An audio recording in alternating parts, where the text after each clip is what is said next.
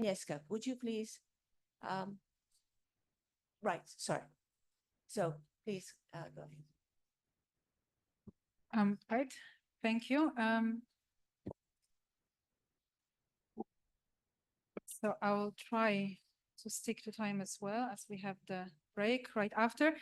So hello, everyone. Thank you for the invitation. And my presentation will be perhaps from a bit different angle, because I will bring workers much more into the picture. So the human fabric, so to say, of the economy, and what I will show.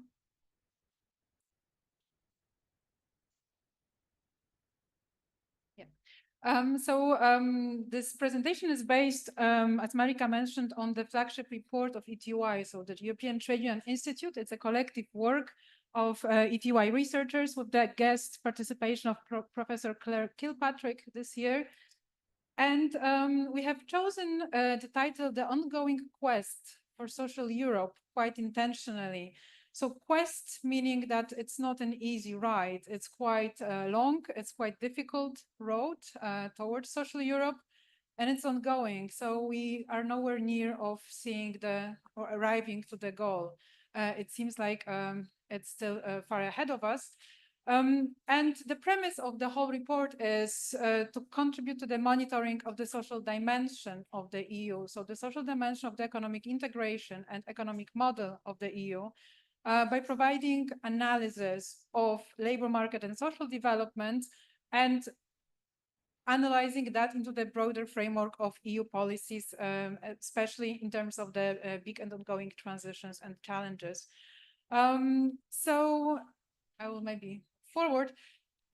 What we argue is that this is the momentum, both momentum and at the same time fragility for the social Europe. We definitely see in the recent period, so let's say less than the 10 years from the recovery from the previous crisis, we see exceptional pace of the European integration in terms of strengthening the social fundamentals of the EU.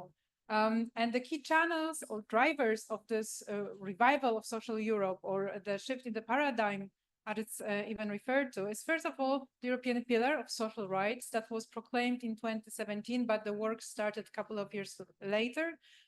Interestingly, of course, it doesn't include any new rights. It's just the name, but importantly, it's a mission statement. So despite European Pillar as such did not establish anything new in terms of regulation, it provided impetus and inspired many initiatives within economic and social policies. The second channel is a novel approach to EU spending that we see also around that time, and especially with the pandemic. So the instruments that were already mentioned, such as Next Generation EU, Recovery and Resilience Facility, SURE program, they not only involve new ways of financing EU policies, such as by EU borrowing to finance those recovery strategies, but they're much more bottom-up than the strategy of the approach to EU spending in the previous crisis. So countries were allowed to come up with their own proposals of how they see the spending, the reforms or savings materializing, and they were not being imposed that from the top bottom. And temporary here is a key word, loosening of the EU fiscal framework and public expenditure rules, which we already know has been revised this year. So we see the period is marked by the renewed social ambition and revival of the social project. It comes in a strong contrast to austerity-driven response to the previous economic crisis, to the Great Recession. And possibly that was the positive interpretation that we gave to this shift.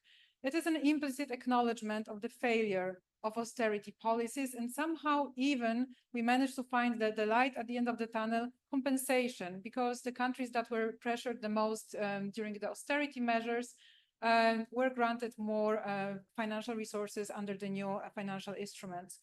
However, this project, if we acknowledge our interpretation that it rests on those three drivers, is inherently fragile. If any of the drivers falters, one of them is explicitly temporary. The whole project it turns out to be quite shaky. It's not premised on any other lasting grounds. And we already see the reversion, for instance, of the macroeconomic policy expansion being traced back or scaled back with the inflation, cost of living crisis, with new fiscal rules, the new programs that were mentioned by previous speakers, such as Green Deal, industrial policy, I think that's called. It doesn't refer, or doesn't use the language of the rights of principles from the social pillar. So the social aspect, the social lens or sensitivity is already fading from that, from the momentum of the social Europe. However, what it gave us, that period that's ending with the outgoing commission, is what we call the children of the pillar, which are notable in quantity, politics, and substance. They are legally binding instruments in crucial fields such as adequate minimum wages, pay transparency directive, transparent and predictable working conditions, platform work directive, and so on and so on. So there's a multitude of binding instruments already put on the table. Non-binding instruments also in important fields such as minimum income or providing social protection to groups of workers normally excluded from it, and funding instruments, which I already mentioned. So the focus now is definitely on the way those instruments that are already decided and voted for, how they are going to be transposed in the national context. And of course, the challenge is to ensure that the list doesn't stop here. So that period was fruitful, but the new period, new commission follows. What will be on the agenda next, where the pillar and its rhetoric is no longer the mission statement, so to say. So to make the step further in the new policy cycle, we need to understand what is the price of inadequate social policies or infrastructure and protection. And for that, analyze what is under the surface of the economic human fabric, so the labor market of the economy. So first of all, we see, looking just at the headline indicators, we see strong jobs recovery. Employment rates have been at the historical height. So that is the blue circly line, the third from the top. We see a strong job recovery that definitely testifies to the success of policies implemented during the COVID crisis to support jobs and workers. However, when we look a bit under the surface, we see huge discrepancies which reveal the persistent challenges in the labor market. We can look at age groups. Older workers, so the yellow line, increase their participation rate in the labor market. This is the group driving this job recovery. We can ask for what reasons people pre-retirement age stay longer, either pushed or encouraged to stay in employment. On the other hand, the youngest generation still has the lowest employment rate, persistently low. There's not much improvement. The crisis hit them the most, the COVID crisis. That's because this is also the pocket of not just young people, but very precarious people, mostly working on non-standard contracts. So not much improvement there. No improvement whatsoever in terms of gender equality, for instance, or gender gap in employment. These are the two lines that go in parallel. Only the previous crisis managed to close the gap by hitting men more than women. But since then, in the positive economic climate, with all the social policies going on, we didn't manage to make any progress in that respect. There are huge divergences between countries, and so on and so on. So the challenges are mounting ahead, and to provide more tailored policy responses or diagnosis, it's useful to also look at what's happening in the labor market through the lens of ongoing transitions, such as digitalization, greening of the economy, or decarbonization and demographic change. So there was already a mention about the structural change in the labor market. When we try to analyze what is the direction of structural transformation, meaning by sector, by types of jobs, in Europe, we see a positive picture. So this chart shows deciles of greenhouse gas emissions, so sectors, least polluting sectors and most polluting sectors. Those that pollute least are growing, whereas those that pollute most or have the highest emissions are declining. That seems to be in line with the targets or the decarbonization targets. But what is driving this trend? Well, in fact, the growing segment it's ICT professional and scientific sectors that were growing irrespective of any Green Deal or any green policies. This is just a secular trend in the labor market. They do pollute less than, for instance, energy-intensive manufacturing. But is it sustainable? Will they sustain this path with the expansion of AI that is really an energivore, requires construction of huge data centers? So we might see a shift there. Then if the structural changes in the economy are mostly driven by forces such as technological change, what happens with the sectors that we know require growth, such as care or essential work, but they will not be driven just by the technological change alone? And of course, the fact that manufacturing shrinks. So this is really the bottom two deciles of the polluting sectors. It's not shrinking in all of Europe. It shrinks in some of the parts, apart from the Central and Eastern Europe, Germany, Italy, which means that regional divergence in this respect is further growing. Then just counting jobs or looking at who holds them is, again, not enough. It doesn't tell yet the whole story. We should also look at the quality of jobs that are created and what impact they have and what cost they create, not only for the economy, but actually for people who perform those jobs. So knowledge-intensive jobs, this is the growing segment of the economy, they come with their own challenges, such as intense work, long hours, job strain, posture-related risks, digitally mediated or digitally managed work. So that spans across potentially all sectors.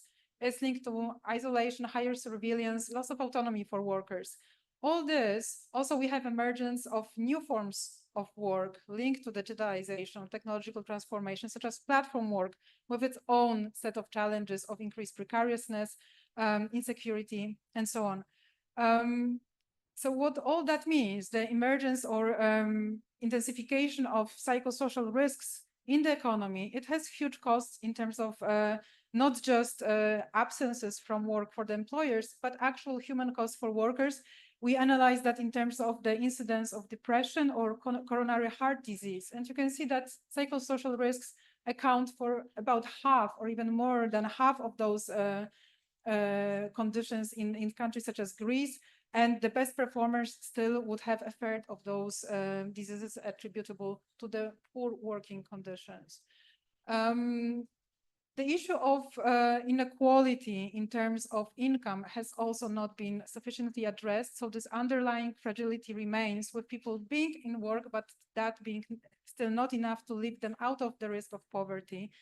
We not only seen very little improvement in working poor over the past 10 years, so of the peak of the previous crisis, but also more vulnerable groups are such as workers of low qualifications, a young migrant, or in non-standard jobs. In many cases, their situation further declined. So the risk of poverty increased in those groups. So then again, what does it mean for the ongoing transitions and for the policies pursued? The green transition is not really, the green transition has very strong social component in it. When we look at so I mentioned the risk of poverty, that means that people who are at risk of poverty are simply unable to keep their houses warm. So the energy poverty is a persistent problem. That, of course, links to the declining real wages due to the high inflation over the last 2 or 3 years. But indeed, without addressing underlying inequalities and vulnerabilities in the population, we should not dissociate green transition or digitalization from the social aspect of it. That's why we also dedicate the whole chapter advocating for eco-social Europe, not just eco-transition. Then going back to income, and that will be the last issue. We not only not deal with the lower end of the income distribution, we are really not successful in closing the income inequality, income gaps. Looking at the, again, headline indicators of the overall inequality, wage inequality in the EU, we see decline over the years, but this is solely driven by closing gaps between countries. So we decomposed the whole wage inequality into between country and within country. So between workers in one country, inequality. Central and Eastern European countries, so low-income countries, are catching up in terms of increasing prices and also higher wages with the rest of the EU. But within countries, there is no improvement in terms of people with different socioeconomic status being closer in terms of the living standards. Of course, then I circle back to the pillar and children of the pillar. We had this major breakthrough, which was the minimum wages, adequate minimum wages directive, that for the first time it breaks with the rhetoric that wages are the cost and burden, and indeed puts wage setting at the forefront of any socioeconomic strategy or flourishing of Europe. It acknowledges that not only wages are important, but also the mechanisms for their setting through collective bargaining are key. So the minimum wage directive had those two legs. One was ensuring adequate minimum wages, the other ensuring that collective bargaining coverage is sufficient. And here we see a huge challenge. All the countries that are in blue are below the threshold foreseen by the directive, which means that all those countries need to draw plans and act on the fact that the coverage is below the target. And in some countries, this is really, I mean, this is huge work ahead. In Romania, for instance, the first step would be to reverse the harms of the previous austerity period with policies specifically aiming at curbing collective bargaining coverage. So to conclude, we do see impetus to social Europe. It has led to important and long-awaited policy initiatives, but after looking closely at what's on the table and in on what socioeconomic fabric the policies fall, we still claim that the progress remains fragile, not only because of many crises ongoing that might reverse the policies, elections, it is still very much linked to the policy climate, and many of the measures can be easily reversed, and also fragmented because not all segments of the labor market are able to benefit equally from introduced measures. So many of the instruments and policies were temporary or were explicitly a suspension of normal rules, such as the fiscal rules. So the fact that so it's really, by definition, difficult to talk about any lasting change in EU governance and rules if the changes are indeed of that nature. So given the increase in uncertainty and challenges, perhaps the rules should be reformed and not suspended each time the crisis comes. And then we acknowledge that what we have as the economic framework or economic model is not up to the challenge. We should suspend it for some time, but then we are basically back to normal as the new fiscal rules pretty much show us. And indeed, the labor market analysis is needed to underpin any socioeconomic analysis because it shows us areas of persistent fragility and emerging risks. And that has indeed, this is a human cost of failed policies. So we need to focus on the quality of jobs and workers' rights, of course, if you want to build a sustainable, innovative and democratic economy and society. And these are the slogans that also EU is putting on the table in their policies. But to ensure that or achieve that, the social progress or social policies must go on par with economic integration. So not treating that as just some emergency measures on the margins to kind of ease the externalities of the economic model, but indeed have the dual stance, this dual approach from the beginning. Thank you very much.